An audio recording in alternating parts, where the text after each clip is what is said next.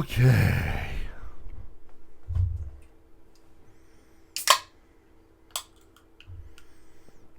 See how much of a murder mystery this is on the thirst.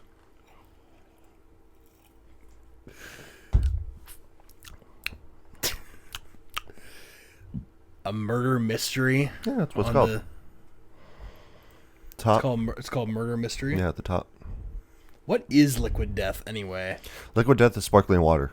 Does it have a taste, or does it just taste like water? No, it has a taste. Oh, Yeah, it's flavored. what does it taste like? I'm trying to decipher what this one is supposed to be because it kind of tastes like coffee, but it kind of tastes like Coke a little bit. So brown. You Yeah. describe the case as brown. Like it has brown on the can. So When I can't describe the taste of something, I just go by the color. This has a very brown taste. Brown food, brown drink. yeah. You know what? It kind of tastes a little bit like Pepsi. Really? Mm-hmm. Interesting. If you would like a swig, you can. No. If not, then all right. Let's do this. Hold on, let me adjust my microphone real quick. You said, "Let's do this." Wait a minute. Wait a minute. Okay. Put now, that part in. Now we can do Put it. this in. No, I'm going to edit it. What is going on, everybody? Welcome to the RBS Cinema Podcast. I know kung fu.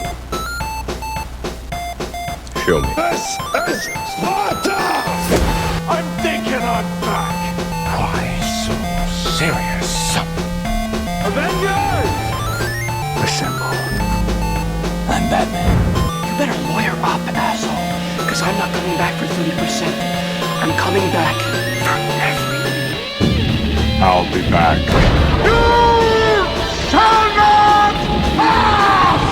RBS. Lovely. What is up, you beautiful buttholes? Welcome to RBS Cinema. This week's episode, we are talking about Predator Badlands.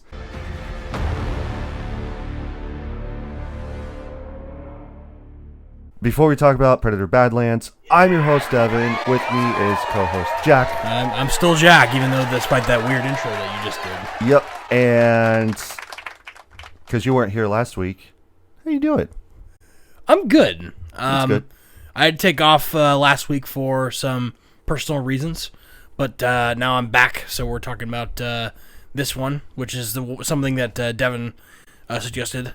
So, because it just came out on Hulu on Thursday. Yep. Yeah, because I got because I was scrolling through Instagram, and then I saw that Hulu shared it, and I was just like, oh shit, we should just talk about Predator Badlands then. So yeah, because I wasn't really interested to go see it in theaters too much because I thought like, oh, it's just gonna be another Predator movie. I never really could follow along with the Predator or the Alien movies that much. Yeah, didn't grow up with them. So right, but then like Devin suggested to me, I was like, you know what, I might as well. Right, like sure, why not? It's on Hulu anyway. I don't have to pay for it. So, but yep. I was pleasantly surprised actually with the quality of this movie. So yeah, I'm never really surprised at the Predator movies a whole lot because like I'm never really disappointed. I'm not like, oh man, like this didn't go over that well and whatever and blah blah blah. Like I never have that thought when it comes to the Predator movies because, like, I'm not going to say that every single one of them is a banger, but the recent ones that have come out, they've been nothing besides bangers. Like, yeah. Prey, the one that came out before this, can't remember what it was called, even though I saw it, like, last night, like, out there. But, no, I really like the Predator movies, and I own all of them on digital, besides this one, of course, because it just came out. yeah, And I'll save my thing for the end because I was just like, yeah. But other than that, if you're new to the show, welcome. Thank you for joining us today. We really appreciate you guys being here. Be sure to follow the show, subscribe, like, comment, all that good stuff. Share around with anybody that you think is interested in the podcast about a couple guys screwing around, talking about movies. I want you to tell all your friends about me. And be sure to follow us on YouTube, Spotify, Apple Podcasts. And you guys can check us out on TikTok and on Instagram, where I will be posting clips of the show. And again, share that as well. Get as many eyes as you can on it as possible. Appreciate it. Now we're at 40 subscribers. So we reached a new milestone. Yay! So- Now the next one is 50, and then after that, and all Yep. the other stuff. So. After that will be 6, 7, Oh, brother, this guy stinks! and after that will be 69. So, but more importantly, 69. Let's go. Yeah.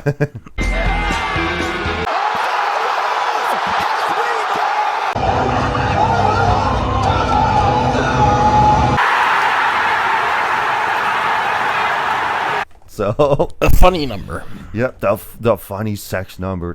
That's the sex number. But yeah, I'm just really appreciative of everybody that subscribes. Thank you everybody so much for subscribing to the channel. It means a lot to me. Maybe not so much as Jack, but I know that it also matters to you as well. It matters to me. So, You think it's easy to come on here and just like wonder if people are gonna keep coming back to listen to this schlock? You know. I do actually. Well, you do. 'cause you have It keeps me up at night, He has Jack. to edit every week, so Yeah, it keeps me up at night. That's why I've been trying my hardest to do everything I can. Which again, I appreciate you all for being here. Like it's great. It's awesome. I love it. Just wish that I would get more engagement. That's all I ask. slow but steady. But you know, you being here is all that matters. Honestly, at the end of the day, it's all that matters. It's what matters. I don't know how many times I could say that without going over any horror.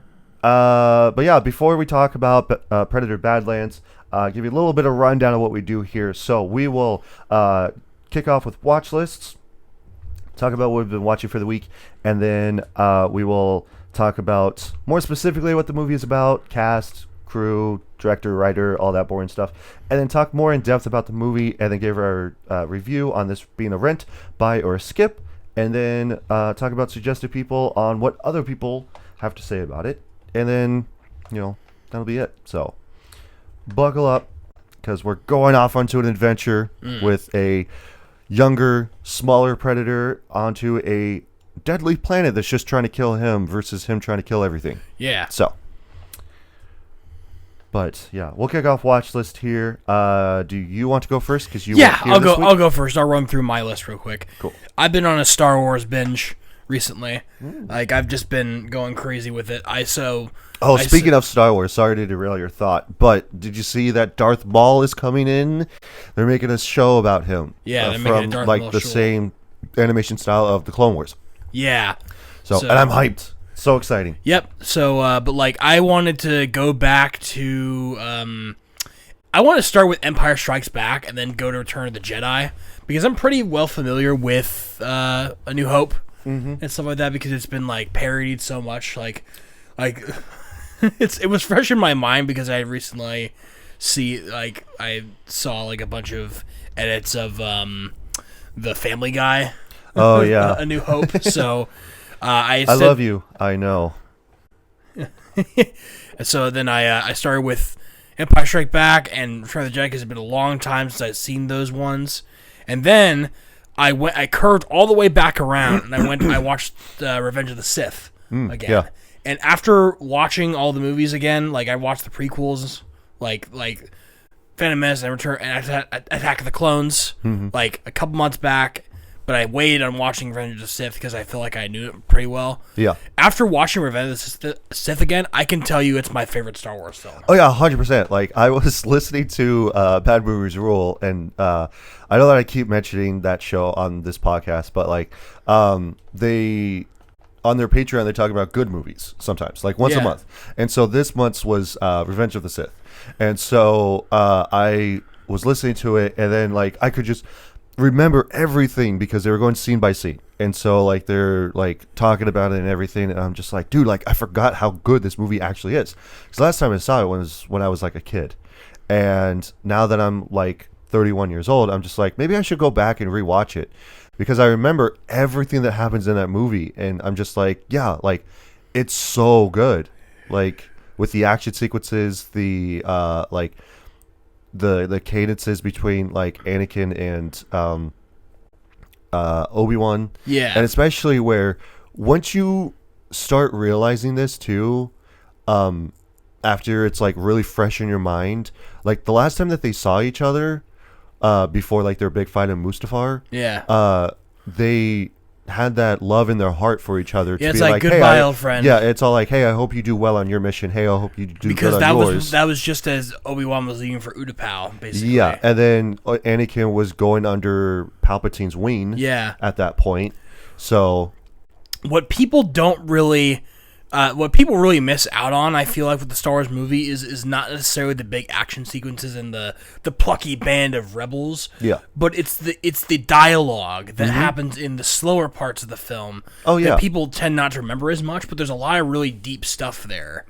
yeah, And because like they in the podcast they talked about that they bring certain things full circle from previous movies, not 4, 5, and 6, but from like 2 and 1. like More specifically, the second movie. I'll give you an example. As a kid, it never occurred to me that maybe the Jedi were doing some shady shit. Right. You know, in the first 3 movies, that maybe they were being a little bit, I don't know, like they're not like corrupted. Yeah. But they're not like free. They're not free of like of criticism and wrongdoing. Right. Either. I feel like that they're kind of like the assassins from Assassin's Creed. Or no, more specifically, kind of like the Templars almost. Kind of. of. Where they're trying to get their objective done by any means necessary, pretty Right. much. But with the Jedi, they're doing it in the right reasons, though. Like, they're following their own protocol, their own code, whatever bullshit. Because the only way that Anakin was able to be turned at all to the dark side was because he had legitimate doubt about... Oh, yeah. Not just because he was angry or he was pissed at like about him being treated unfairly, but on top of that, that's the one people miss is that like it's not just that Anakin was portrayed as like this crybaby, whiny baby. It's that he also had legitimate doubts about like what he was trying to do. Yeah, because the Jedi have a code where don't let your feelings get in the way. Like they're against personal obsessive attachment. Yeah. And if you grow obsessive towards something, that's an indicator that you are headed towards down the dark side of this force. So, I don't know. I watched this whole thing started because I was watching a strewn together edit of like dramatic moments in the Star Wars series relating to Anakin and Darth Vader, and it just sort of like it was cut like a cinematic trailer would be. Sort of, it's a really great edit. It's like 18 minutes long. It's just called Vader, and it really like made me want to like go back and like because I love Darth Vader so much. Oh yeah, 100%. Because like we talked about this before. I don't remember if it was on the show or just in casual conversation, but like, give us more cool shit with Vader. Right. Or like Darth Maul. And like, you know, they're giving us a whole full-fledged Darth Maul show, like animated show pretty soon. But like, give us more cool shit. Like, that's what we want as an audience that loves Star Wars, is more cool shit. Like, we don't care about like the political aspect of it or anything like that. Like, well, yeah, like, you know, that drives the story behind the scenes, but I don't know. I find the politics kind of interesting, actually. The reason that the whole like separatists exist at all is because they want to be able to like have their like they want to be able to do whatever they want with the galaxy's economy and stuff like that. So like, imagine if like Wall Street said like, you know, we're separating from the world and from the United States specifically, and we're going to run things, and we're gonna like create our own private army made up of entirely of robots. Right. Can you imagine if that happened? And like it's kind of interesting to look at the subtle nuances of like, because like original trilogy is big scale like tyranny, space battles and stuff like that, whereas the prequels, well known for the memes mostly. Yeah. Like there are some like it's still part of Star Wars because like it's still like but it's behind the scenes of wars mostly. Right. Like there's less of the big scale battles. Granted, Revenge of the Sith did have a lot of that stuff. Yeah. Like the opening battle over Coruscant and the fights on Utapau and Order 66 and all that sort of stuff. Yeah. It did have that, but I think the idea of like how we even got here into the first place, that the Empire was able to take over, is kind of interesting to like dissect a little bit. Yeah. At least for me, like I don't know, maybe I'm just a nerd, but Yeah, because like I do really like and appreciate that they have like these side story like movies and TV shows. So like the Clone Wars TV show, for instance, like the Bad Batch show, the Rogue One yeah, movie was really, really good, and like that I really liked. And then like, but then they have like the actual like live action TV shows that's just like, oh, like here's Andor, that gives the perspective of one of the characters that set off the whole like thing of Rogue One, and where he came from and like why he set this stuff into motion. yeah, To me, I don't really care about that, and like, and it's like when I talk about Obi-Wan, like the show, yeah. when it's just like, okay, nobody really cared that much about him just rescuing a young Princess Leia from these bounty hunters for the Sith, and Everyone like, wants to see like, well, okay, when is he gonna face Darth Vader? right, and When are we gonna it's get the that last like 5 minutes of the show on the last episode, like that's Right. it, like, and that shit goes the hardest, not even because like, oh, this is all the stuff that Obi-Wan went through and everything like that, because when I was talking to Sam about this, he goes like, well, you kind of need to understand that like Obi-Wan is a different person and blah blah blah and this, that, and the other. I'm like, well, yes, I understand this, like, but he was also talking about like, well, he was going through these trials and tribulations because of the whole adventure that he was going on to go and rescue Princess Leia and everything. And I'm like, okay, but he could have done that stuff on his own, or they could have had it do a different thing. But it said they had to show Child Leia, Yeah. basically. Just And to then show it's all like, and it's kind of like with Black Widow, right?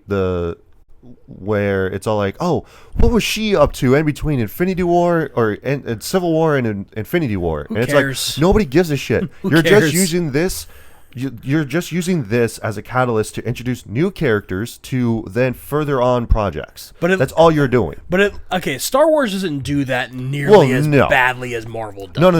What Marvel- Star Wars does is that they expand upon the stories that they've already like shown on screen, But- which is cool. But then you also have novels, graphic novels. You have like different stories Yeah. and books that you can read about specific things that are like within your niche or something like that, of especially with specific characters, of what they're thinking, what they're going through, how they're feeling, all that bunch of stuff, which, you know, some people appreciate, but to me as the general audience don't really care about that as much, where it's just like, no, I want to see cool lightsaber fights and dog fights in space and seeing like Obi-Wan fight against Darth Vader, and it's all like, oh, you didn't kill Anakin, I killed him. Like that type of shit. It's like, dude, that line goes so fucking hard. Because there's two meanings to that line as well. Mm-hmm. Is like, it's one thing, it's not, it's like to show that like one interpretation is that, oh, Anakin is kind of letting Obi-Wan off the hook as a last final like Farewell type farewells, thing. like do not be sad for me, Yeah. Obi-Wan. I made the decision myself. But it could also just be that like Vader was like controlling him the whole time, Right. after like basically once I feel like it started right after Sidious killed Mace Windu, basically. No, it started with him killing Count Dooku at the beginning of it. Oh yeah, that's right. Because he Like- told him to kill him, and then Anakin goes like, but it's not the Jedi way. And Oh, yeah. he was just like pressuring him to do it anyway, because he realized that Dooku was a failure because he couldn't kill either of them. Yeah. So- Okay. But yeah, I think it's like I just love. I have so much appreciation for the prequels, especially after the sequel trilogy. Yeah. Just Episode 1, yeah, it's I feel like, I don't know, it's a tie between 1 and 2 that I don't really like as much. I feel like 2 is like lower on my prequel trilogy, and then 1 and then 3. how I describe them is that Force Awakens is anti-prequels. Yeah. Last Jedi is anti-Force Awakens, and then Rise of Skywalker is like anti-Star Wars. Right. Pretty much. Is the way that I had described to me when I watched this video essay of like the sequel trilogy is like the anti-trilogy. Yeah, pretty much. And it's like they were trying to fix everything that they thought was wrong with the 6 original films. Right. And it didn't work. Oh yeah, 100%. So, because like especially at the end of 9 when that random fucking pedestrian asks Rey like, "Who are you?" She goes like, "I'm a Skywalker," and then that's where it ends. And it's like, no, the fuck, you're not. You're not a Skywalker. No. Like, you can't just have this mantle of being a Skywalker. We can't get into this right now. We have to keep moving on. Yeah. Okay, the other thing on my watch list was just I finished the last half of Sonic 3. Oh, nice. So, again. Did you see it before? Yes. Okay, saw it in theaters. Yeah, But I watched it again. I watched it with my niece, and I go like, "Are you excited?" She goes like, "Not as excited as you are," because like she was probably like, I think 3 or 4 at the time. Doesn't understand how cool Shadow the Hedgehog is. She did tell my sister that like, "Oh, I'm only going to see this because Uncle Devin wants to see it."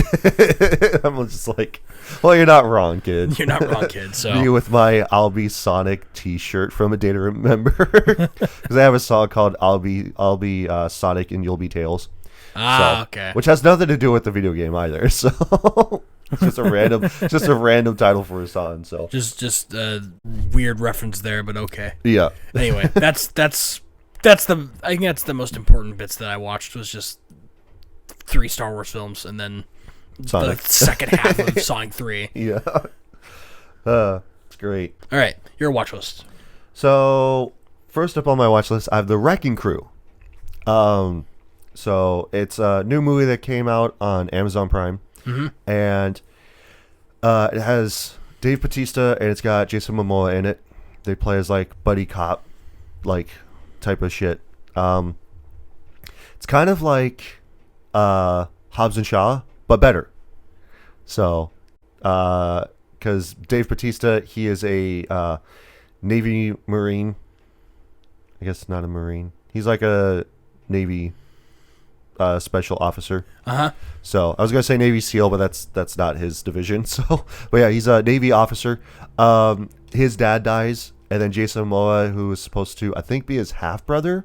So their dad dies, and Dave Bautista lives on Hawaii, and Jason Momoa lives in either Idaho or Ohio. I think it's Ohio, and so he goes there to basically investigate who killed his dad. Okay. So because he's also a cop, and and again, it's like a buddy cop situation. So one of my favorite bits in the movie is early in the movie when he's on the phone with Dave Bautista's wife because she really wants him to actually be there, and because like they're estranged brothers. They haven't talked in like 10 plus years or something like that, and she's on the phone with him. She goes like, "Hey, hey, just to let you know your dad died," and like they didn't really care about their dad as much because he was like a deadbeat piece of shit, whatever.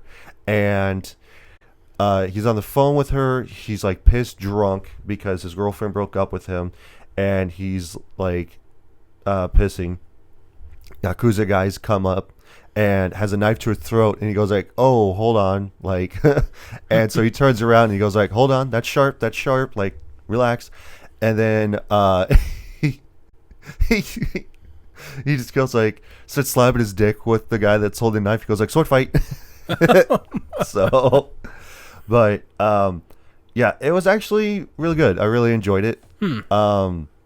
If I could buy it, I probably would, just because it's like a fun action movie where it's like, in the same vein of Hobbs and Shaw, but better. So it's like you have a reason for them not to like each other. Right. So instead of just like, "I don't like you because you're big and muscular. I don't like you because you're an asshole," like type shit. Yeah. So, and then next up on my list, I have JCVD, which is Jean-Claude Van Damme. You were telling me about this film. Yeah. So I thought I would have actually liked it a lot more than what I realized it was, because it was really boring. Like it's like an hour and 36 minutes, but it's really fucking boring because when I saw the description, it was like, "Oh yeah, Jean-Claude Van Damme is down on his luck. He keeps losing gigs to Steven Seagal, which is hilarious in and of itself. He's not making as much money, and like he needs money to make alimony, and he also he's in a custody battle for his daughter. And it was just like, oh man, this sounds like it would be pretty cool, like right up my alley, because it's Jean-Claude Van Damme and blah blah blah. It's boring as fuck because it's just him being in a post office, being held at hostage type thing, and everybody knows him because he's just Jean-Claude Van Damme in the movie, right? And so it first starts off with him being on a set of a movie, and then like he doesn't understand what the fuck is going on because like they're speaking Japanese. So he's just like, hey, I'm 47 years old. Like, I can't do the same things as I did when I was younger. So, like, he can't do everything in one take. Because that's what the director wants to do, is do stuff in one take. Because, like, that was, the craze that's been going on. Is like, I want to do this action sequences in one take type thing. So, he goes, like, I can't do everything in one take because, like, I'm getting older. And you're like, I can't do that as well. But he goes to a post office to go and get money because, like, his cards aren't working and stuff like that, so he gets held at gunpoint. And then from the outside perspective, it's looking like that Jean-Claude Van Damme is the one that is holding the post office at gunpoint, but it just turns out he's a part of the hostage. So and so they're basically just having him do the talking and everything like that because of course he's like well known. They know that he would actually get the things that they're asking for, right, type thing. So but yeah, it was just pretty boring. It was lackluster. It wasn't like heavy on an actual Jean-Claude Van Damme movie. And it was also like heavy on French dub as well. Because like he's French. So he's talking French throughout the movie, but like it's dubbed over. And he's not even doing his own dubbing. Really? Like there's certain bits to where he's like they're speaking in English and everything like that because like he's talking to his like movie producer or like his agent or whoever, and so he's talking in English and it's actually Jean-Claude Van Damme, but then he's speaking in French because like he's out of the States, he's in like his home like country or whatever, and then he is speaking to them in that dialect and everything's dubbed over in English. And I'm just like, even when the credits are rolling through, like it's in French. It's all like un director or whatever that they use. So, and it's just like, yeah, why not just have it be the option of being subtitled or not? That's very strange. Because I watched it on Tubi and it didn't give the option. Sometimes if it is like Hard Boiled, for instance, I watched that and like you can watch it either dubbed or subbed. And so it's like, yeah, like you get a little bit more better accuracy for the subtitle. But I was like, I'm in the middle of doing stuff, so I'm just going to listen to it. Yeah, I don't really care about listening to subtitles right now. Yeah, so I'm just like, or whatever. Subtitles. Yeah, so I'm just like, whatever. But yeah, no, I'd say that one, if you're planning on watching it and you're a huge GCVD fan, just skip it. Honestly, like it's not worth your time. It's boring as fuck. Because I watched it. And I think it was like halfway through and I'm like, God damn, what the fuck is going on in this movie right now, dude? Right. So, and then last up on my list, I have Little Shop of Horrors. Oh, really? I never saw it before. I don't really watch musicals. Why'd you watch it? It's been on my list of movies to watch, and I knew that it was a musical going into it. Yeah. So, but it's been on my list of movies to watch. I'm like, fuck it, I'll watch it just to get it off my list of stuff. Mm-hmm. So I thought it was good. Because that's the one with the what's his face, Lord Helmet. Yeah. Lord Helmet. It was on the tip of my tongue. Yeah, he was at Spaceballs. Yeah, I know. That's what I'm saying. God damn it. What's his name? I don't remember off the top of my head anymore. I'm looking it up. Okay. Keep talking. But yeah, I thought it was fine. But again, I'm not into musicals, so I mean, it's all right. I did like the horror aspect of it, where it's just like this man-eating plant is from outer space, and then he's just like, "Oh, feed me, Seymour! Like, I need sustenance. I need blood. I need all this bunch of stuff." Rick Moranis. That's it. That's who it was. Yeah, Rick Moranis. He was great in that movie. But yeah, the fact that it's also adapted from a stage play, is kind of cool too. But he's 72. Damn. And he's going to be in the new Spaceballs movies. Oh my god. So it's going to be awesome. I can't wait. But yeah, I thought that the movie was fine. It's definitely not my cup of tea. I feel like that, because I have a giant friend group that really loves musicals, and like I have one friend in particular that just absolutely loves the fuck out of Rocky Horror Picture Show. Like makes it their personality. Not that that's a bad thing. Yeah, But- I knew some people like that when I was an actor in high school. Just, I get it to some extent, but then like there are people who are like make their whole personality about like Hamilton and just Right. like constantly quote Hamilton. Yeah, there was J.K. Who also really likes musicals. I think it was Tick Tick Boom that came out on Netflix. With Oh yeah, Andrew Garfield and yeah. Zendaya. I didn't know that was a musical. Yeah. So, because I, for whatever reason, I saw on TikTok, or I think it was on Instagram, where it was this top 10 list, or this difference between stage play and the movie Yeah. adaptation. And so, like, one of them was Tick Tick Boom. And I'm Okay. like, oh, okay, yeah. Like, they were showing the scene where they're sitting next to each other and like they're just singing about their huge dilemma of how they feel about the other person and everything. Okay. So, but it was like a few years ago. I was drunk, and then JK was with me, and I think it was probably for my bachelor party, and so he put on Tick Tick Boom. Really? And then so like I'm like dying. I'm like puking my guts out in my living room and everything. Oh my god. And I go like, no, turn this shit off, dude. And he goes like, oh, okay, like, what do you want to watch? And he goes like, because I was fucking heavy with A Day to Remember at the time too. And he goes like, oh, do you want to watch a concert of A Day to Remember? I said, sure. And so I'm just like, again, puking my guts out, trying to like pull my life together at that point. And I was just like, all right, like this is fine. And then so, but yeah, I was just like, no, I don't really want to watch a musical if we're going to watch a movie.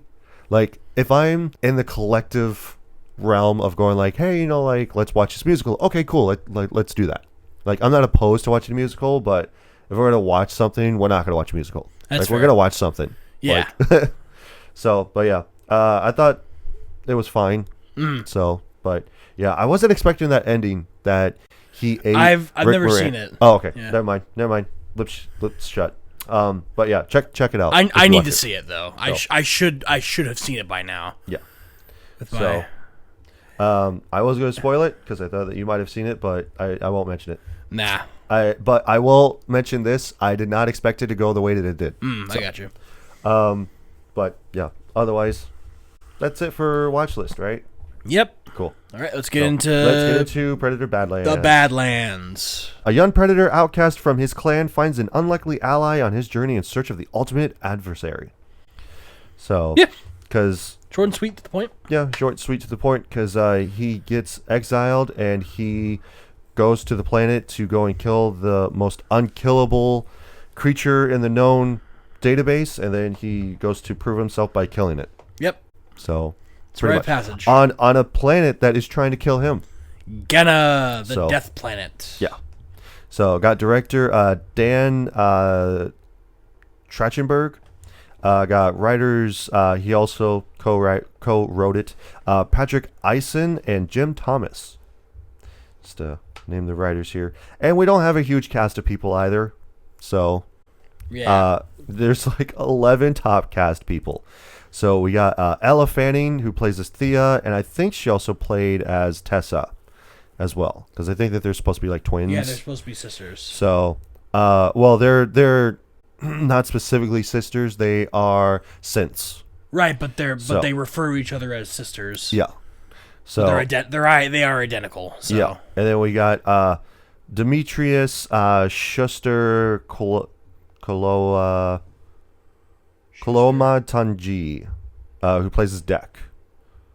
Got a pretty long name because like it cut off on IMDb, so And that's really all you really need to know. That's the only cast members you need to know. pretty much because the other ones, well, and then Cameron Brown, who plays us like the synths, like the other like synth droids. Yeah, who cares? They're jobbers. But whatever. But really, there's really two Main characters. major characters that are identifiable, because the vast majority of the things in this this movie are wildlife and dangerous animals. Yeah.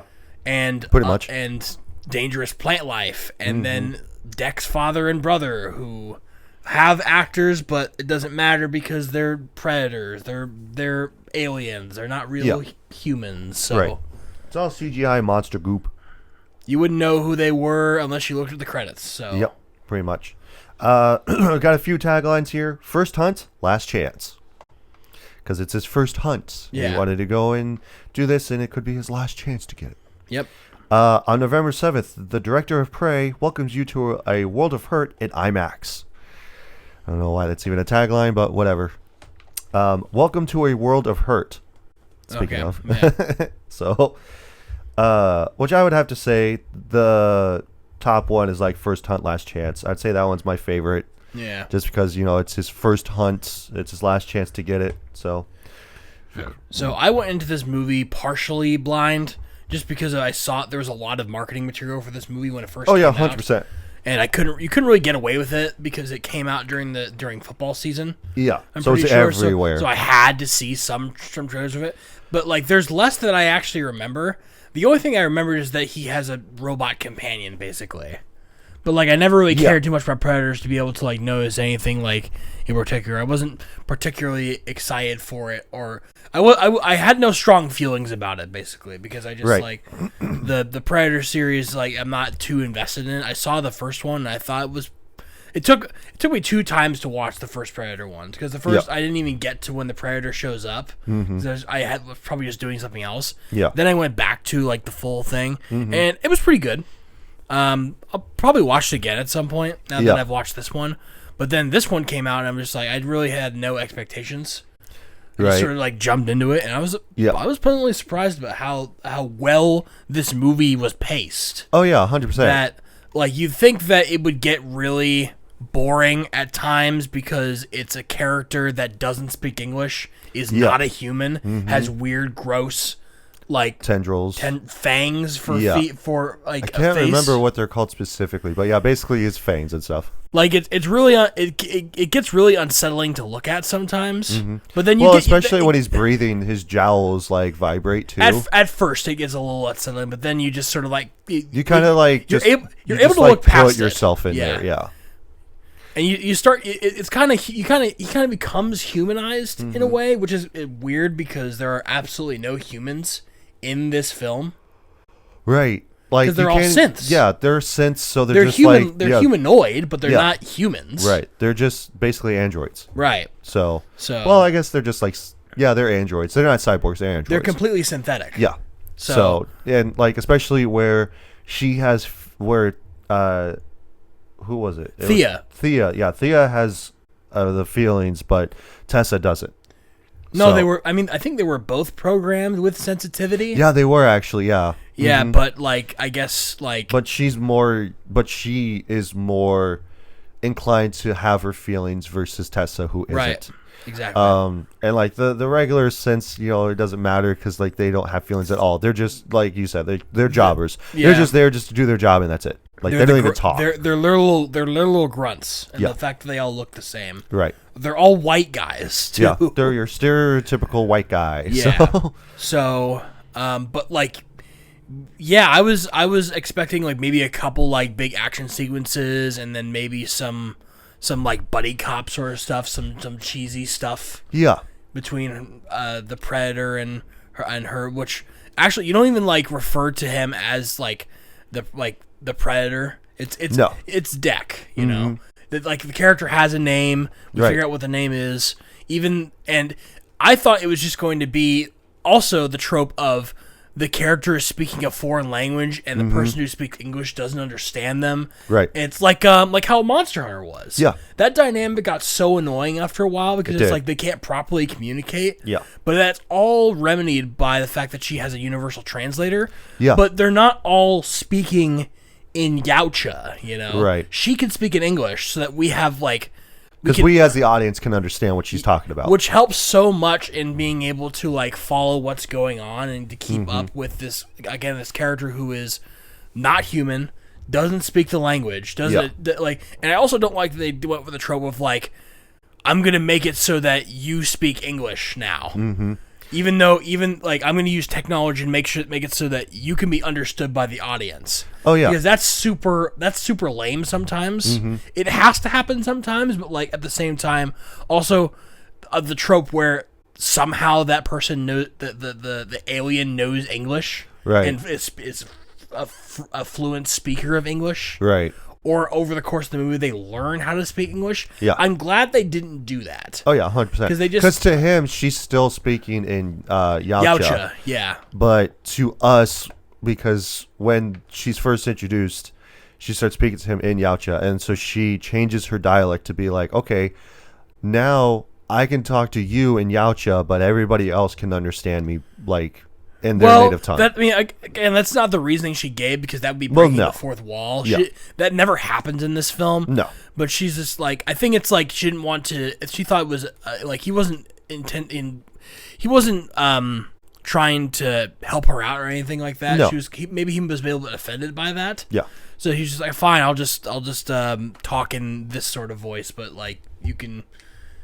Like I don't know how it works, but it didn't work out the way where it's like I'm breaking the fourth wall, Right. You know, because that would have been also a very easy thing for them to do, Yeah. as well, to be able to make it so that they're like to dumb it down for the audience a little bit. Oh, yeah. I'm glad they didn't do that. They didn't do the thing of going like, hey, I'm going to speak to you, but you should know this too, of just being like, I'm going to talk to you, but you can understand me, but everybody else can't. Yeah, it's two characters having dialogue rather than one person like yapping, Right. knowing that the other person's not listening to what they're saying. Yeah. Even though Or can't she understand does, them. yeah, but he's not even listening Right. on their journey. So, But no, I forgot that this was by the same director of Prey. Have you seen Prey? I have not seen Prey. Prey is really good. You should watch it. What is it about?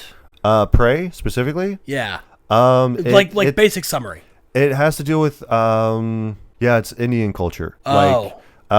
Like Indian reservation and stuff. Oh, okay. And so the Predator, this is the first time of the Predator being on Earth. Oh. And so I think if I remember correctly, that's who Tessa was talking about, was like there's a Predator on Earth and they call him the Wolf.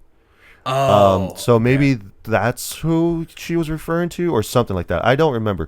But yeah, I think it's kind of I do think it's kind of weird because when Dex's brother is looking through the catalog of like creatures for him to hunt, Yeah. it's the girl from Prey that they make a reference to. Oh. Because like she's has her bow drawn out like this and stuff. And so I didn't. and then I was just like, okay, if there's supposed to be synths, then what time period is Earth in? Is it the old Indian reservation like time period, or is it more modern like it is now in like 2099 or whatever the fuck? Or maybe it's or 2160 like an alien Earth or something. Or maybe it's so far away from Earth that like they're technically in the future because of how time works. Yeah. Maybe something like that. Maybe. Like, they never say because I know that, what especially in the Alien franchise, like, you know, they're gone for, you know, like 60 plus years, and then they come back and it's 60 odd years later too. Yeah. So they've been gone from Earth for 120 years. Yeah. Even though they themselves are aging at normal pace, but then they come back and everything has fucking changed. Yeah. Because of how time works. Isn't time fun?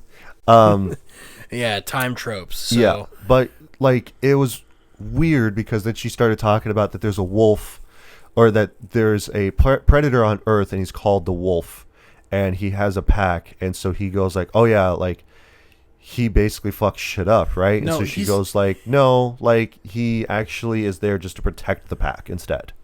So Devin, she was talking about an actual wolf. Oh. She was not talking about a predator. A predator. like a Yautja. She was talking about an actual wolf. I probably misunderstood that. Okay, because again, I didn't know where you were going with this. I believed you for a second, but then when you're talking about no, Devin, she was talking about an actual wolf, a gray wolf. Yeah. Then why was the wolf capitalized? Because it's just the start of a sentence. No, she said the wolf. I don't Not know. a wolf. I don't know. But Anyhow, moving on. No, she was like talking I wanted about- I she was wanted to talking about actually a watch wolf. this a second time so that way I could understand that, but I was too tired last night, and then I watched some other movies and I was just like, whatever. No, she compared Anyhow. him. She compared him to how How it's- a wolf is supposed to be and in why the he pack. shouldn't be like Because he's the alpha type thing. he should be looking to protect people instead of like the alpha is not the wolf who the animal that kills the most. Right. It's the animal that is best suited to protect the pack. Yeah. I like how she's sort of an ecologist too. Mm-hmm. That's another thing that kind of bugs me is like a robot is either like a slave or like a war machine. Right. You know, she's neither of those things. She's a robot and she's a synthetic humanoid, but she's there as a researcher. Yeah. So it's like she is a human, but she doesn't fit into those like narrow categories of what a robot can be Right. in science fiction. Because, you I mean, know? like, with the synths, they're basically going off-world to go and capture different creatures to basically, quote-unquote, help humanity. They're creating bioweapons, basically. Yeah, because why did they go to the planet in the first place? Well, they wanted to go and capture the, what was it? The Kalisk to get its regenerative ability. Yeah. Is what it was. I did actually want to go down a list of stuff that I really liked about like the planet specifically. So like Yeah. the weapons that he had, because we've never seen these weapons before, as well as the creatures Yes. on the planet.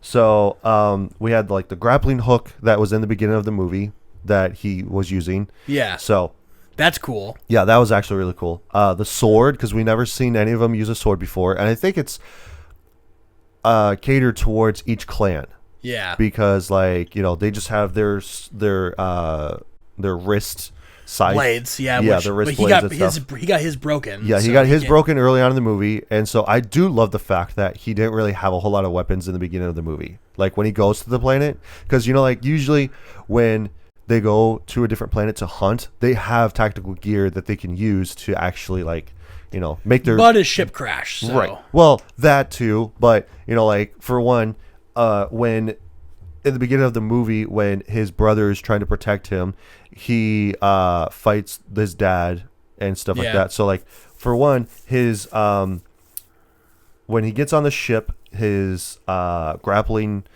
machine breaks again, so he can't use that. His wrist sword blade gets cut because the door closes on it. Yeah. When he's trying to like basically go through it, and so when he gets to the planet, he starts having all of these weapons laid out. He's got a sword. He's got a laser bow. Yeah, he's got the bow. He's He's got got the grenade. double-sided staff. Yeah. And He's got the cryo grenades. You know. well, he didn't have those. His Oh. brother had the cryo grenades in false wall, Oh. where okay. he kept his gear. I think he just looked at them though. He didn't take them. I think. Yeah, I think so. Yeah. And then but then you've also got the double-sided blade, Yeah. type thing, and the grenades which you already mentioned, and the little prison trap grenade. yeah. So That was his dad's. yeah, but I mean, like, we've never seen these weapons before. Yeah. So, and then for the creatures on the planet, you know, like we have the tree creature. I don't think they ever said what it was. No. Either. It was just No, like it's just sentient vines, basically. yeah, it's sentient vibes that just basically kill. That's all that it does. I mean, that's all you really need. We don't Right. need like a whole breakdown on certain No, things. but there are like the fan base that just go like, hey, you know, like I want to know everything about this planet, so I'm gonna fucking divulge into this. Which I did really like that Tessa started like naming everything of going like, oh, like these are like, that's what this creature I called. But and she stuff. wasn't super annoying about that. No. Some characters like that are like side characters but are like scientists Yeah. tend to be really, really annoying because they just spout nonsense and they just get in the way. Oh yeah. Right? Because, like, especially where it's like, oh, like, you know, this tree creature is called this. And, like, you know, especially with the exploding caterpillars. They're exploding caterpillars is what they are. Yeah. Like, when he gets the scratch on his arm and he has his gauntlet scan the leaf to see if it's poisonous, and it's not. And then so he mushes it into his wounds. yeah. And then he looks at the caterpillar, and I think he was, like, planning on eating it. Yeah, And then was he scanning realizes it. that it started, like, And he- blowing up, and he goes, like... And so he throws it and it explodes. He goes like, "Oh, cool." One thing that's another thing I really appreciated about him is that he actually has facial expressions. Yeah. He had like that again, it's a lot of CGI and makeup and stuff like that, but Right. like you can still tell what he's thinking. Yeah. Sometimes by looking at his eyes. Right. Like he was surprised and nodding when the caterpillar exploded when he threw it away, and he goes like, "Oh, cool. Like interesting." Like So- you can tell that this is a thinking, like yeah. intelligent, like life form, and not just like a monster. Right. You know. And like the previous Predator movies where they're just like, "Oh, I'm just gonna try to kill you as best as I can." And also the fact that he didn't have a cloak either. And that was the reason why that he went to go and do this, is because like you don't get a cloaking device until you pass the rite of passage, basically. Right. To go and get your first hunt. In the beginning of the movie, he was originally going to be killed by his brother because he was too weak, and his dad sent him to do it. But then his brother said, "Nah, I'm not gonna do that. Right. You're my brother, and I like you." Right. And then he brought him back, and then Dad kills the brother by Cutting off his head. stabbing him, cutting off his head. Cutting off his arm. Yeah, So- because originally he was gonna go, "I'm gonna go kill this dangerous thing," and it's like, sure, if you want to though. Right. Then the He goes dad like, it's shows the up most and is just dangerous, why is he still alive? Right. Kill him. Yeah. Because like he's the runt of the litter, like he should have been dead a long time ago. Yeah. Which saying that like he didn't look that much smaller, you know. No. And then especially when he comes back and he like actually kills his dad, he goes like, "Well, I guess that the right son did actually go." And it's like, So- yeah, okay, you're just coping. Yeah. Anyway, bye. Yeah. And He goes like, no, wait, and then he gets his head you cut see off. that also, like, he has a broken tooth. Yeah. Which they mentioned just a little bit, but they don't like go into like a big backstory about that. Right. See- They said that like, oh, like, you know, hey, do you like you kept this thing? Like Dex says to his older brother, and he goes like, yeah. And he goes like, I broke my tooth on this thing. He goes like, yeah, but you saved my life. And so it was sentimental to him for that reason. And that's So- why I think, again, back to the pacing of the film, that really helps with how fast this movie goes, because they introduce an idea, but they don't dwell on it for too long. Right. And then they move on. They move on, basically. And just long enough for the audience to comprehend what happened. Yeah. And then they continue. Right. Right? But It's never like a big, like, stop what we're doing to explain this weird thing that's in the middle of the forest, you know? yeah, because like when he gets off world and he goes to the planet, like he gets knocked out because of the boosters, and he wakes up when he's getting to the planet, and it's already hostile because there's rocks that are surrounding the planet, so it's gonna fuck up your shit. And then he like emergency ejects, and then he's falling, and then he's just like, okay, you know, like whatever, like he's in this pod. But the pod is still just like basically open. And then all of a sudden it's just like, oh, cool, there's a bird. And then he goes like, oh shit, that bird's flying towards me. And then he puts on the protective glass dome around him. And he just like And then it bounces crashes. that. Yeah. And it's just like, all right, we need to survey what we have.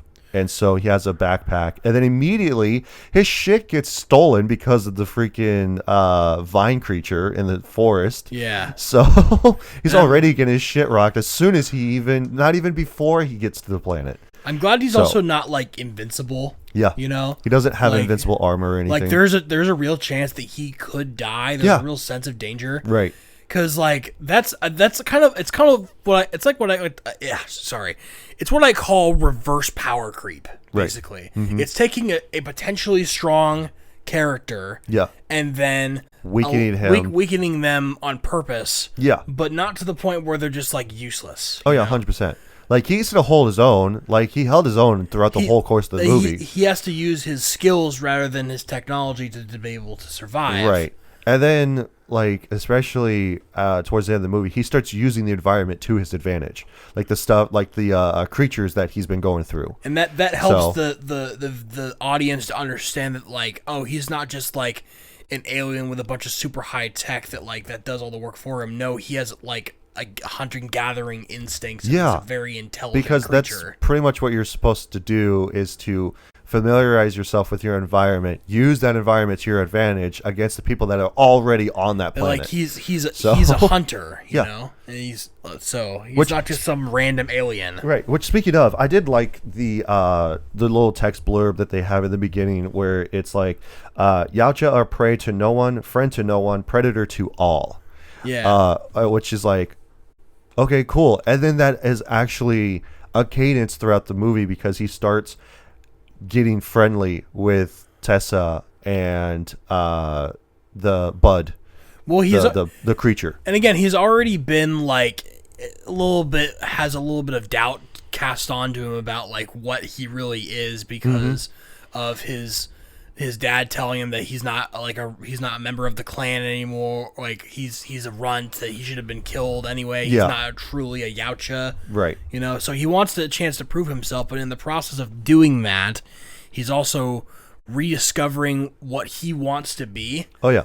and he's allowed to do that because, well, he's alone now. Yeah. Like, So- he's by himself. He doesn't have those And- expectations on him. Yeah, basically. and especially when he's talking to Tessa about that he is a Yautja and he's not supposed to have feelings. He's just supposed to kill and get his prey, and that's it. It's crazy that he's more of a human character than a lot of these like main characters in these action films. Oh yeah, because towards You the end know? of the movie, like, he goes and he starts caring about Tessa, Right. and like goes to rescue her, the Kalisk, and like gathers all of this different creatures to at his disposal, and then just like go and rescues them. Yeah. So, because like I basically had in my notes that it was like a great opening to a movie.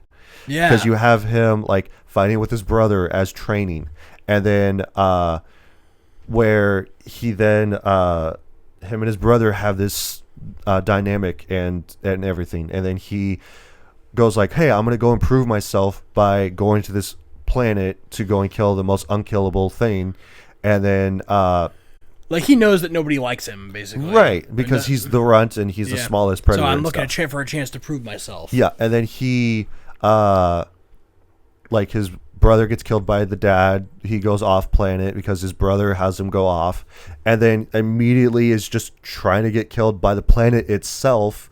And then it opens up with Predator Badlands, and I'm like, dude, that's such a great opening sequence. Yeah. So, like, just the opening to this was really great. I thought it was a little bit weird that it was like Predator Badlands, a 21st Century Fox film. It was Yeah, like, yeah. It's like all this stuff at the could bottom. could we just have Predator Badlands there? That kind of irked me a little bit. It's Yeah, just like that. a little bit. That's a little bit of kind of breaks my immersion a little bit. Right. It's when reminding this film was made by Fox. You know? Yeah, but I do love the fact that he is supposed to be like the most deadliest, hunter that ever existed, but everything on the planet is trying to hunt him, Right. Or which just, is great, or just kill him in general, because when like, he what starts making his what a fucked up planet too. right, like everything is trying to kill you, everything, including the planet itself. Like, Yeah. and like I mentioned, like, when he's not even touching down on the planet, there's rocks that are fucking up his ship and everything. Yeah. So, Asteroid but field around the planet, dude. yeah, It's like- but I do love the fact that he had he had Tessa as a companion, but she goes like, "Hey, I can help you on your way to go to the Kalisk, and this way we can help each other because I need to go get my legs, and that's where my legs are, is with the Kalisk. So if you help me, I help you." And so he goes like, "Nah, I think I'm good on my own." And so she Yautja goes hunt like, alone. "Yeah." And so he goes like, so she says like, "Don't think of me as a companion, think of me as a tool." And it's like, And well, he goes if like, you say "All right, so. cool." And then like, especially where like you have that dynamic, they start being buddy towards each other and everything like that. He starts opening himself up with those emotions. She keeps asking what, like, if she'll tell him his name and stuff like Yeah, that. Like, and so that's- she goes like, "Hey, like, what does the chewing? Your fangs on the outside or your teeth on the inside?" Also, what's your name? Yeah. Like, she just keeps talking the whole time. And I especially loved how the different positions that he was just carrying her to. Like, Buddy the Elf, what's your favorite candy? right. No, it's like I cannot like speak enough about how much I enjoyed Tessa's character in this film. Oh yeah, especially when, because like she's all tied up and everything by the spike plants, and she when he picks her up, and so she goes like, "Oh, nice to meet you," and so he just picks her up, and so he realizes that she doesn't have legs, and he's just staring, and he's just like, "What the hell?" And so she goes like, "Oh, I'm a Sith." Like, "Oh, like, you know, the reason why they were on this planet," just immediately drops her. I'm synthetic. I was built and deployed by the Weyland-Yutani Corporation for research, because their humans wouldn't last a day on this planet. We found that... And so she goes like, "Oh, okay." And especially when she's talking, like, you hear her robot voice like peek in and out and stuff like that. Like, I thought that was actually a nice touch to it. I think that scene was really good because, like, the ecology of that giant flying, like, Creature. she called it a vulture, basically. Yeah. Like, was Because- like, it waits for prey to get paralyzed by the plants that are down there and then Yeah. picks them up and eats them alive. It's Right. like, that's really, that's a nice way to show that, like, the animals have, like, sort of adapted to, like, the environment of this planet. Right. It's kind of like later when they reach the razor grass.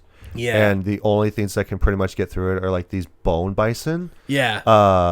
For the most part, at least, because like he tries to go through it, or It's just like and it cuts him. It's just a field of knives, basically. yeah, that's all that it really like, is. there's no ambiguity about it. Like they don't even try to like. He doesn't even try to like find a way through it. He just knows No. that he can't. Yeah, like he realizes, oh shit, this is really sharp, and it's gonna just basically come into ribbons. Yeah. And then she goes, "Oh, those are bone bison and stuff." And then Like, what's a bone bison? right, Like, and then like especially when he kills it and like chops it in half with the sword, like that was actually really cool. That was really cool. because he just like throws the sword, and because like the face has a protective like yeah. a protective thing around its face. It's like a clamshell, basically. yeah. And so he times it just right to when the clamshell is just closing, that immediately It just gets cut. cleaves right Right. through it. Like that I was a really cool like the shot. sword in this movie.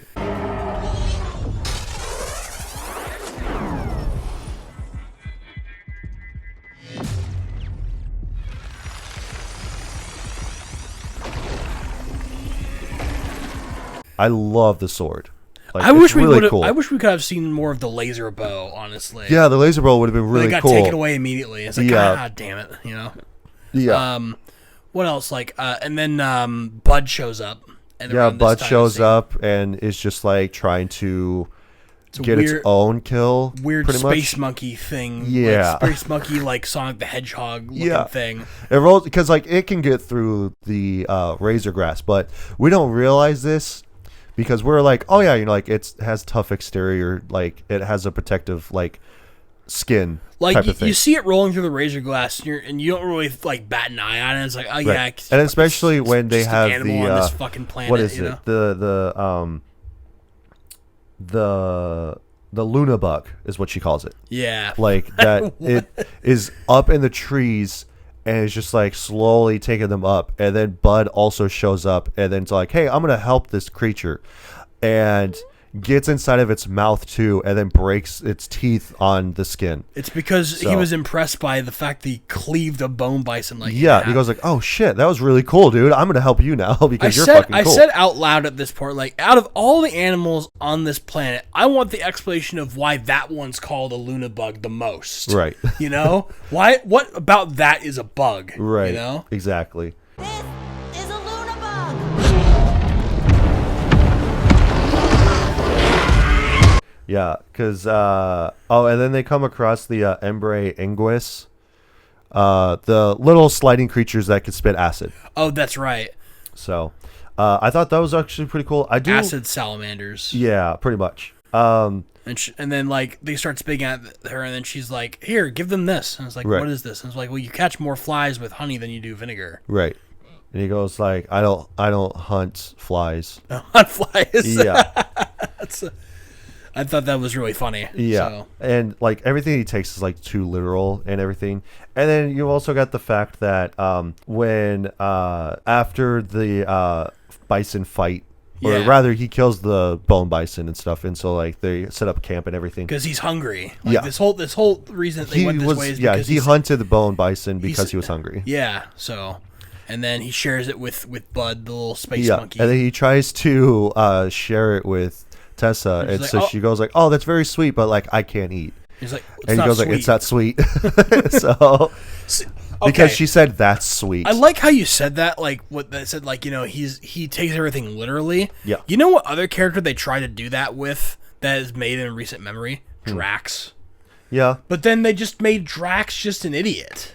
yeah, See, like this is how you do a character like that where they don't understand like sarcasm or like idioms or something like that where they take everything literally. Yeah. But you can do that without making the character an imbecile. yeah. Or comic relief. You know what I also just realized? What? Because she who is it? Ellie Fanning. She plays as both Thea and Tessa. We've been saying her name the whole time, Ron. Have it's we? Thea. Tessa is the other one. I don't think I have. No, I went to pull it up because I wanted to make sure, and so it's all like the quotes that I'm seeing is all like, Dex, you should be able to survive on your own. She says, Thea, I can survive on Yes, my I own, know- but I who would know want what- to survive on their own? Yes, I know her name is Thea. I don't think I've been saying it wrong this whole time. Maybe you've been saying it wrong. I've been saying it wrong the whole time. That's what I'm talking about. Well, why you been saying it wrong, Devin? Because there's two different characters and they're both the exact same. Is it because they're both white blonde women? You saying all white women look the same? Yes. Sorry, crazy. I get distracted by white girl tears. I'm sorry, I get captivated by white girl tears. Bravo. Oh, what was that from? Bullet Train. Oh, that's right. Yeah. We just watched that too. Yeah. So, But yeah, I loved how that Bud spits on him, and so Yeah. so Thea just goes like, "Oh, she's marking you for her scent." like she spits on him, and then he's like, "What the hell was that?" And it's Right. like, He goes, "Oh, "What the she's fuck, claiming you dude?" as one of her clan." Yeah, and so that's all he wants. He wants to be a part of a clan. And then later on in the movie, like Dex spits on her. Yeah, at the end of the movie, and so she goes like, "Oh," like she cleans herself off and goes Yeah. like, "Oh, okay, cool. Like now Yeah. I'm part of your clan. Cool." Yeah. And then especially when they rescue great. the Casalisk, Kalisk. the Kalisk. Trust me, I said this thing's name wrong so many times. I was Yeah, that's why I wrote them all I down thought it was too. called So Kalinsk. No, Kalinsk. Yeah, no, it's Kalisk.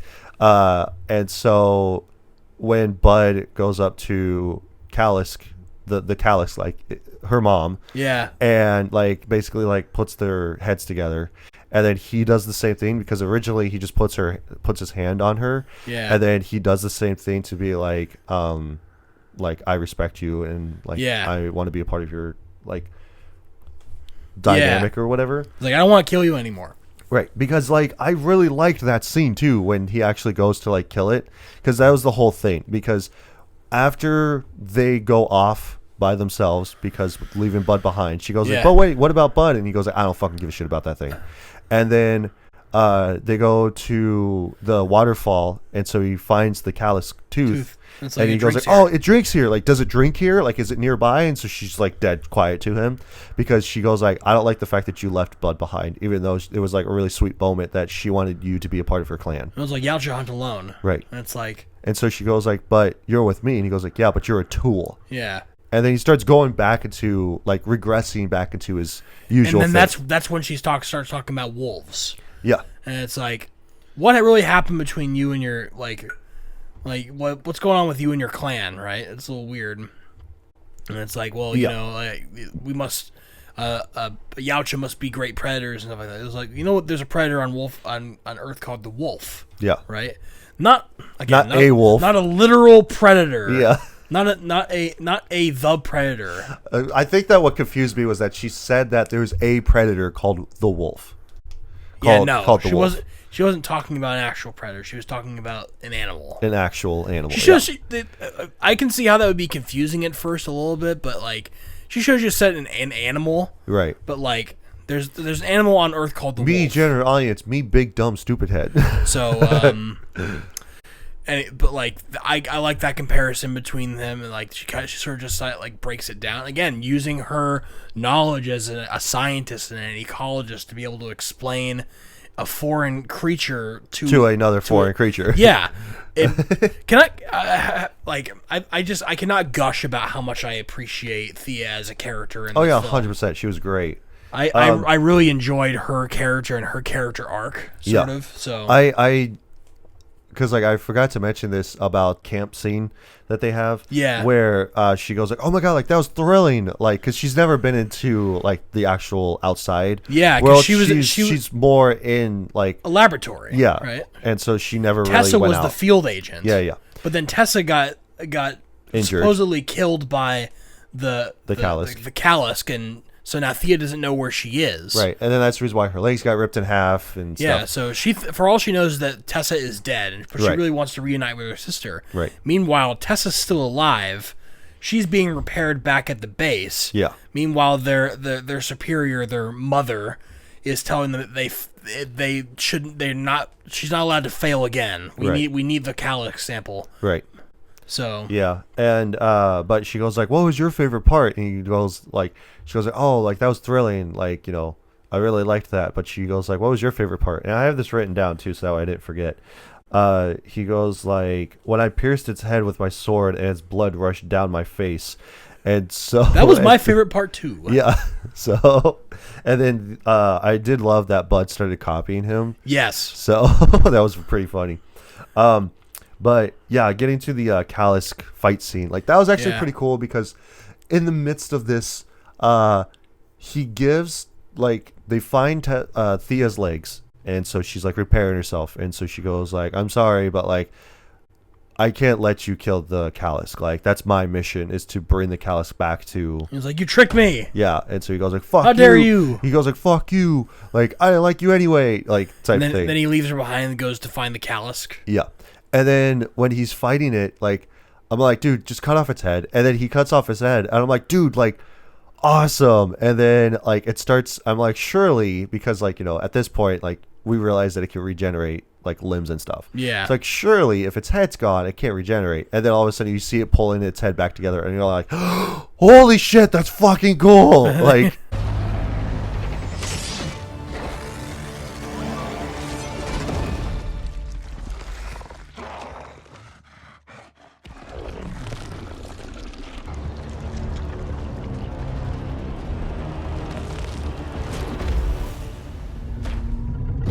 that's fucking awesome. And then I said out loud, "Oh, come on." Yeah. You know, and then like maybe like 20 seconds later, it breaks through the little room that Thea's in. Yeah. She's trying to put her legs back together, and she goes, "Oh, come on." Yeah. Because her legs get ripped off again. But yeah, like it's funny to think that the Callisk is just a big monkey. Right. Pretty much. And you've also got Tessa, who's also talking to Mother when she's getting repaired. She goes like, "Where's Thea?" And so she goes like, "With the Predator." And or with the Yacha. And so she goes like, all right, so now she's going to go to the Yacha. Then she goes to his ship, and that's where she discovers the ice cryo grenades. grenade, yeah. Yeah, and then they show up, all the synths with her included. Like, they all show up, and then they he's about ready to get eaten by the Callisk, and then they get on the ship and stuff. Or Yeah, they get carried away. They capture the Callisk in him because they freeze him in ice, and then he wakes up and he's on the dissection table, stuff like that. And Thea's also there, right? And then Tessa walks in and is like, "Thea, get me out of this." I'm like, "Well, you're not Thea." Right. Well, or Tool, get me out of this. Yeah, Tool, get me out of this. And so she goes like, "You're not Thea." Yeah, you're not Thea. Like, who the fuck are you? And like I think that's probably like the second time he uses her name specifically. Yeah. Of going like, wait, you're not Thea. Like, he doesn't say, oh wait, you're not the Tool. Like, no, you're not Thea. Yeah. And which I like that. Yeah, because it shows character growth. Yeah. Because you don't really see a Predator having character growth at all. So, but well, you never get to see a Predator talking for this long. You know? Yeah, and then when Thea leaves, or not Thea, when Tessa leaves, she's doing her own thing. Thea and the Predator are talking and stuff. The Deck are talking, Yeah, and some guy comes in. Yeah, and so he notices the thing on the table from the ship, and so he goes like, "Why do they have that?" And she goes like, "Well, what is it?" She goes like, "It's a child's toy." There was like a toy that Deck and Quay were talking about when they were back on the planet. Yeah, and it's like, oh, it's nothing. It's just a toy. Yeah, and so he goes like, "What is it saying?" And she goes tell him like, it's a map. "Oh, yeah." And so she starts like talking to him in Yautja, so he can't hear. Yeah, and so he goes like, "Oh, like it's a map." And it's a toy, but tell him it's a map. Yeah, and so he just goes like, "Oh, okay." And so he activates it. It's like press the and then it explodes, and she goes like, "That's a child's toy?" And for Yautja? Like, yeah, for Yautja. He says it's a map. How does it work?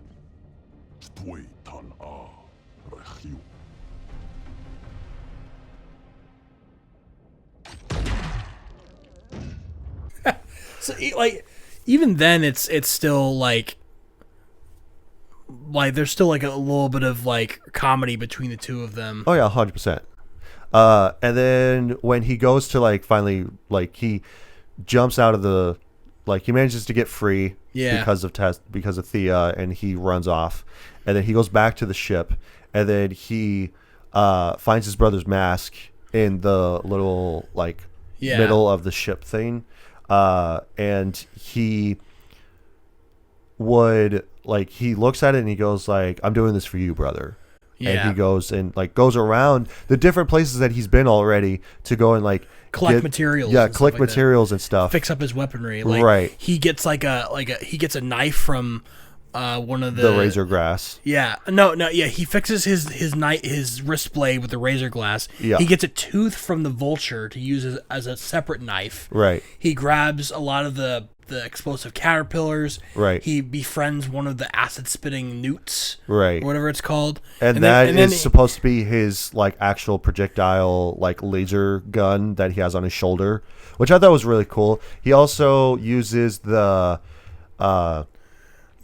skin from the bone bison as armor, and he makes his own mask. Yeah, which I'm really glad that he didn't just take his brother's mask. Right. I feel like it would have been too big for him. Yeah, because his face is kind of like small and narrow. But like I also like it also would have been too big for him in like an emotional sense. Yeah, because it's like that's not my mask. I'm not ready for that. I'm gonna make my own mask. Right. You know. Yeah, and then because what else does he grab? He goes back to the site to grab Thea's legs so they can show him where to go. And, and then that's when Bud shows back up, and Bud is standing in front of the footprint of the Callisk, and that's when he pieces it together. Like he started to have this thought. Yeah. Before because when the Callisk was about to eat him, she was sniffing him. Yeah, yeah. And she like let go because she smelled blood, and so he's like, "Wait a minute, is the Callisk?" And then they get captured. And and he goes like, "Wait, that's the Callisk's child." Then when Bud comes around, it's like Bud's a baby Callisk, basically. Yeah, and then then I think that's when he spits on him. Spits on Bud. Yeah. And it's like, "You're my come along, little space monkey." Right. And he goes, and so she goes like, "Oh, okay, cool. Ooh, we gotta fuck up." And then he follows the legs back, and then at that point, when he's overlooking the camp, I'm like, "Oh my god, this is like the original Predator." Oh yeah, 100%. Like this is the part where you get to see the Predator start to like tear shit up up. a bunch of like guys with guns. Right. Yeah, because I'm like, dude, like this scene was really cool because he just starts taking them out one by one with ease, even. And then you also see Bud in the background, like tearing them apart limb from limb too. Yeah, so, which is also pretty cool, like stealthy, sort of like he's trying to find where Thea is. Yeah, because there's one time that he gets caught, and so they have him at gunpoint, like one of the synths, and then Bud just shows up, rips its head off. It's so just starts tearing it apart, and I like the fact that when Thea rescues herself with her legs, and that they're in combat with two synths together, and so like her legs, and so like she's able to use her legs independently, and then they go back and forth between like trying to kill a couple of them. What a creative way to like it style is. a fight It's scene. so like, fucking cool. Again, it's my favorite thing when fight choreographers try to solve a problem. Is okay. They have their legs and they're like. Imagine if you could only fight with the top half of your body and your legs were separated from you. Right. If you could control them separately, how would you do that? And then they They work out managed that a way problem to get it out. And they managed a way to figure it out, and it looks so cool. Yeah. I also I remember when the movie was coming out that she was going to be basically like legless throughout the course of the movie. Yeah, I thought that too. But here's the thing that how the internet works. Of course, it's a bunch of gooners on there and shit.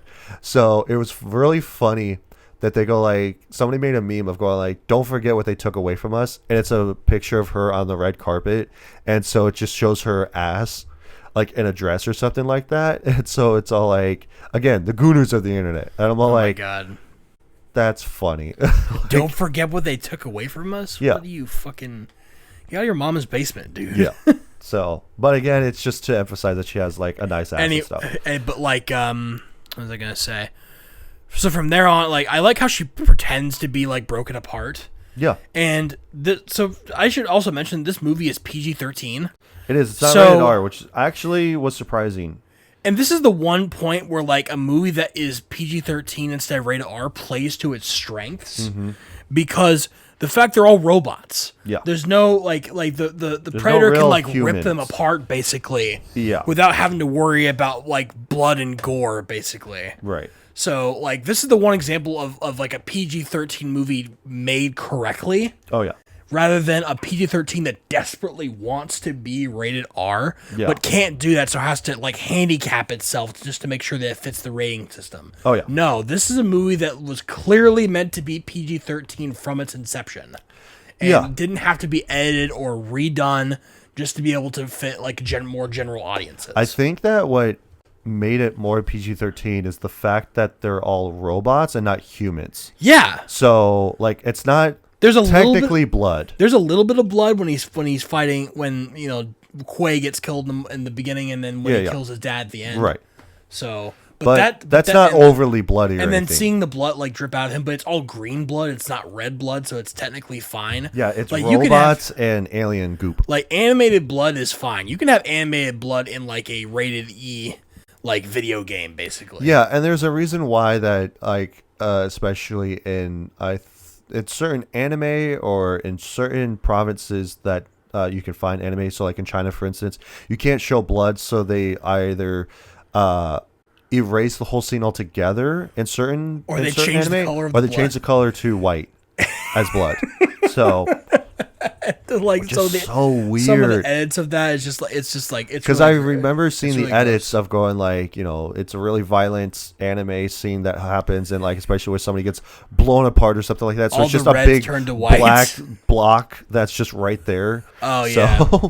Or it's just a big white smear on the Yeah, screen. for the longest time, you couldn't show somebody smoking in Japanese anime either. Well, it's kind of like had to censor Sanji that. from One Piece. Like for the 4Kids dub, they had him with a lollipop and not a cigarette. Well, maybe it's only like, maybe that's not what I'm thinking. I'm thinking more so of like in JoJo's Bizarre Adventure, you see like Jotaro smoking a cigarette, Right. And it's all blacked out, Right. Even though you can clearly tell he's like smoking Smoked a cigarette, yeah. And it's like that's a weird way to censor that. Yeah. I guess you can't really get rid of the scene, Right. especially since he's a big smoker, basically. But I don't know. But enough about that. We're getting close to the final like bits of this movie, and my favorite like scene in this was when he was kneeling down, and then like then they all came converge over on him, Yeah. and then they like he starts like shooting the Well, like, because the newt spits acid at one of them and then it explodes and sets off a chain reaction for all of them to go off. yeah, all the little bundles of the explosive caterpillars. Yeah, because he does this really well of taking the explosive caterpillars and putting them on the spike plants and just like having them go off with each other. Oh yeah, that's right. So, but yeah, I thought that was pretty cool. And then like the end fight scene between him and Tessa was all right. I felt because like it's just her and a giant like the giant like mechanical contraption, like a mech basically. Yeah, and it's I supposed thought to it was be cool. Yeah, I thought it was all right. But especially when she goes like, "How does it feel to be hunted?" And he goes like, "I don't know. You tell me." And then the callus finally gets freed, and so like fucking goes and wrecks her shit. And when she's using the giant saw blade to like cut into the middle of it, the callus, I'm like, yeah, just fucking take it. Like it doesn't matter because you can just fucking regenerate anyway, so it doesn't matter. And he ultimately like, what is it, like has her explode or something like that. So well, yeah, because it doesn't explode, but like they rip her out of it. I think. I can't remember. I think that she does get ripped out of it. Or yeah, something like that. Because then she gets eaten by the callus. But she was holding a grenade. Well, I figured that that's what was going to happen because then I'm all like, well, doesn't she still have the laser cannon?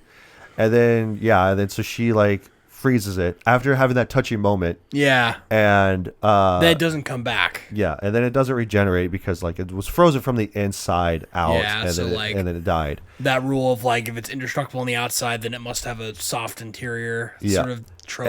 And like when Tessa was going to kill Thea, and so like I feel like that she was in the same boat that Dex was, like, oh, you're inferior to me, because then she was going to kill Thea anyway with the cannon. And so he goes like she gets shut down, and because like he kills her, and so he goes like, that's not yours.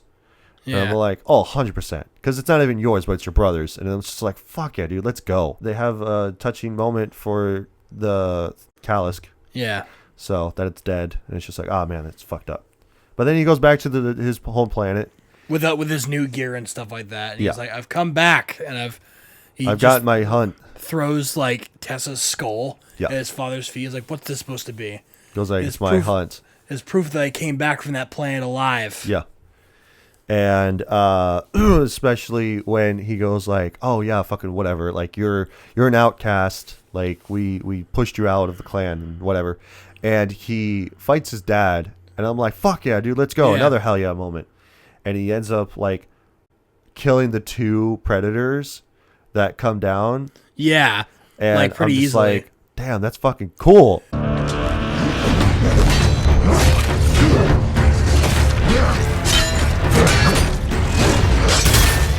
It's like nothing that these guys can do can like match up to what he experienced on that planet. Right. You know? And especially with his brother too. Right. Because his brother trained him. This is a planet that even they won't go to. Yeah.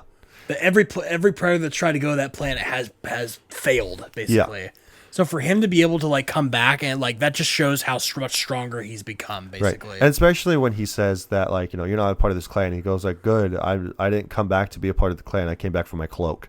Yeah. And he uses the double-sided staff to like kill them both at the same time. Yeah. Well, I mean, like to basically kill his dad, but he ends up just puncturing the helmet, takes it off, and he goes like, oh, like it turns out that the right brother did go. My favorite part about this fight is that he goes invisible, and then then he uses the ship to like have the dust hit the reflective barrier. That works when you're in like a jungle environment, but it wouldn't work out in the sandy desert, you know. Right. Yeah. And I was just like, dude, just use your blood just to smear him, and like that should work. But he also kind of like kills him in the same way as his brother, because he cuts off his arm. Yeah. And then he also uses the prison trap that he trapped him with in the beginning to do that too. And especially when he tries to like grab it, he goes like, "Oh fuck, I'm getting my shit fucked up." So I'm just gonna like hold him captive with this thing, with this device. And then Dex ended up having it anyway. He goes like, "Looking for this? Well, fuck you." And then he ends up killing him anyway. So and he goes like, "I don't need this clan. I have a new clan." And then Bud shows up to like bite his head off, which is fucking awesome. Why is Bud so much bigger now? Right. And is this to imply that it was like, you know what? I never really realized that. This must imply that it was months later. Yeah. Or even like years later, since if he was able to like to repair his ship, you know, be able to fly back here. Yeah. I just assumed that he would just fly back immediately, but his ship's broken. How's he going to be able to get off the planet? They fixed the ship and then they got So back. the fact that Bud's bigger is like to imply that it took him a while to get back here without actually saying. I'm stupid. Yeah. And I didn't realize because I just kept asking why is she so big? She wasn't that big before. Yeah. Grace was watching it. She goes like, "Oh no, it's cute." And I'm like, "I feel like you would kind of like this movie." She goes like, "Why do you say that?" And I go like, "Well, for one, there's that cute creature, and two, like, you know, it's not a serious action movie. I feel like that you would actually enjoy it too." And then another ship shows up, and so like, Thea goes like, "Well, who's that?" And he goes like, "It's my mother." It's my mother. And it's just like, "Oh fuck, here we then go." it's- Yeah, and then that's the end of Predator Badlands. It was so good. Yeah. But now we're gonna get to our consensus on this being a rent, buy, or skip. So a rent is just an occasional watch. It's an alright type of movie. I'll watch it every so often. You can stream it on Hulu type of movie. Yeah. Because all the Predator movies are on there, as well as Alien movies. Yeah. So you can stream it at your leisure. Or is it a fuck yeah type of movie where it's a buy, where I will literally go out and buy this on Steelbook or 4K and I will put it on my shelf? Or is it a dog shit piece of movie where I don't give a fuck about this movie, where, you know, it's the, what is it? Millennia of movies, if you will? Or the Melania movie. Yeah. So, don't ask us to review the Melania movie because we will not. No, I will specifically veto because it is a giant fucking dog shit movie. Like it goes off the charts of the RBS cinema scale. Yeah. In the wrong direction. At least with Snow White, there's some entertainment to it, or Dragon Ball Evolution, there's a little bit of entertainment to it, but not with Melania. Fuck that. Any whore. I'll have you go first because you missed last week. Yeah, sure. It's a buy. Fuck yeah! Best of the best, sir. With honors. This was this is one of the movies that I was really surprised by. And it's not like a buy as in like, oh, this is really, really good. Like, I would watch this movie again. Yeah. And Devin explained this to me explicitly, normally I have a rule on this channel where if something is part of a series or a trilogy, then by law I can't give it a buy because my logic It's is supposed that to jump off from another if I movie. buy this, then I have to buy the whole series, and it's a jumping off point for another movie, so it can't be a buy for me. Not the case for this one because the Predator movies are never really sequential. Yeah. They're more of an anthology, is what the Yeah, the because movie even though like, you know, they have Predator 1 and then they have Predator 2 specifically, it's not the same Predator. It's not the same cast of characters. It's a different story altogether. even the events of the movies don't line up at all. Mm-hmm. It just Like, happens and to there's be. no reference to any other movies either. Right. Like there's none. Like they don't talk about what happened in like the first movie and the second one, or even in Predators. So when there's just a bunch of different assassins on that planet that they're trying to kill each other and the Predators along with them and stuff and blah blah blah. yeah, so this movie does not fulfill that prerequisite for me. Good. So for that reason, like not just for that reason, but like the pacing of the movie was fantastic. I love Thea's character so much. It was a really great way. Like it was a great again the deck having so much human qualities that make him all very likable characters. Yeah. And the fact that the cast list was relatively short, they kept it simple. But the movie looks fantastic. No notes about that. There were some sort of like scenes I thought it cut a little bit too many times, like during some of the fight scenes at the end. But that's a very, very, very small nitpick of mine. Yeah. But overall, I think this movie is a buy. It's really good. It's worth your time. Definitely see it on Hulu now if you have Hulu, of course. Cool. For me, I would also say that it's a buy. Fuck yeah! Best of the best, sir. With honors. And basically, just to piggyback off all the stuff that you were saying, like the cinematography is great. The chemistry between the characters is awesome. I really like it for the specific reason of we have a different Predator altogether.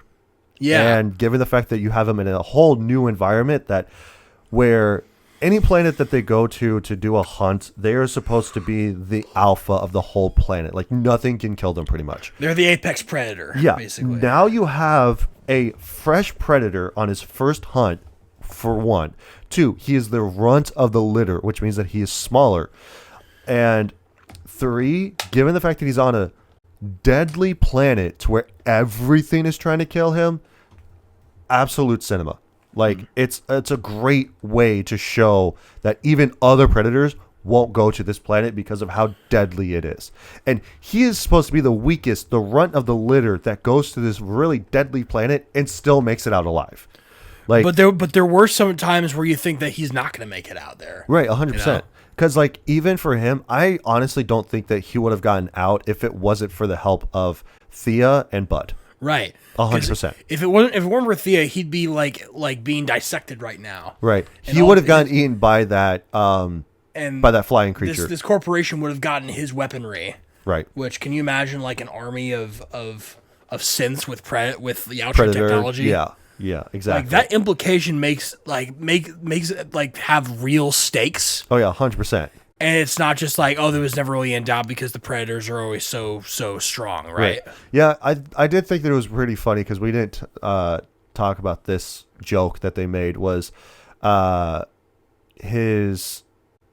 brother fixes his grappling. Yeah. And he puts it on his shoulder and he goes like, cool, try not to get yourself killed for it. Or with it. And there's an actual, I can't remember what movie it was. I think it was I know it was in one of the Predator movies or something like that, where somebody has it and because like it's supposed to mimic where you're looking, right? And so it's supposed to be like that motion sensor type thing. And so somebody looked over and the fucking cannon was facing his head, and so he had it go off, and then it blew his head off. Oh yeah. So. And that was pretty funny. I don't know if that was actually like the joke or the nod that they were poking at, but I was like, I understand that reference. But yeah, and you also got where the Predator is now no longer just like in his own clan too. Like, he makes his own clan as the movie develops and stuff. And the fact that you have him going against an unkillable creature makes it even better, because that makes it a lot harder for him. But yes, they actually like, and also it solves the problem of like, well, it prevents him from having to like kill something that like he can't kill anymore because it's a moral thing now. Right.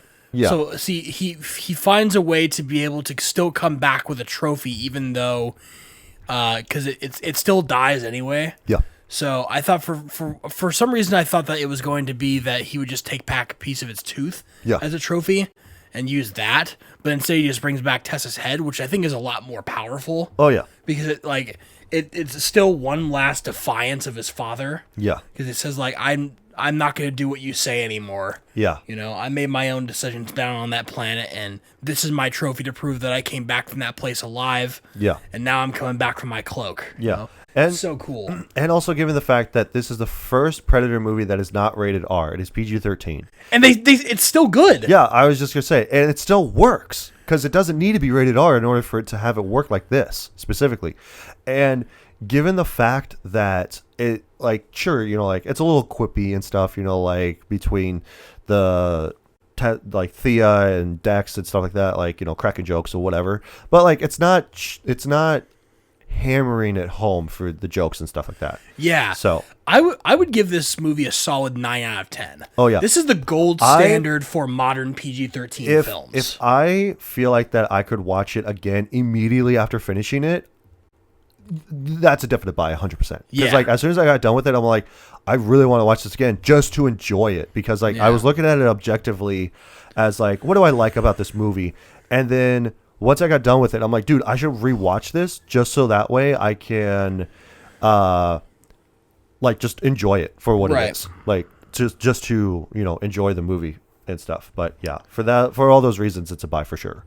So now let's move on to suggested people, and then like get the fuck out of here. We'll wrap this up a little bit. Yeah. So we've been talking for long enough. So what we do, if you're new to the show, we will go into IMDb, have a 1-10, sometimes both star review, depending on what we give the movie, rent, buy, or skip. So because we both say that it's a buy, we're going to do a 1-star review on the movie that somebody posted. So they said, another franchise killed by Disney.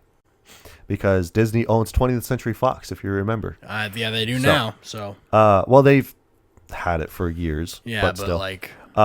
But they said, what a horrible movie. Predator being an emotional teenager, a synth who tries so hard to be funny, buddy monster team up with big cute eyes.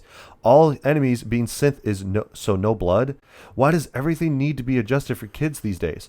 Why buy this franchise, Disney? Disney is ruining everything in cinema and is being one of the main reasons people are not going to the movies anymore. So basically, everything that we said was amazing about the film, they think is a negative. Because of Disney, specifically. They think that it's because Disney had a hand in producing this film, right? That automatically makes it bad, and now it's like all they can see is the Disneyisms in the film. Yeah. When in reality, this movie, that is what gives this movie its strength, right?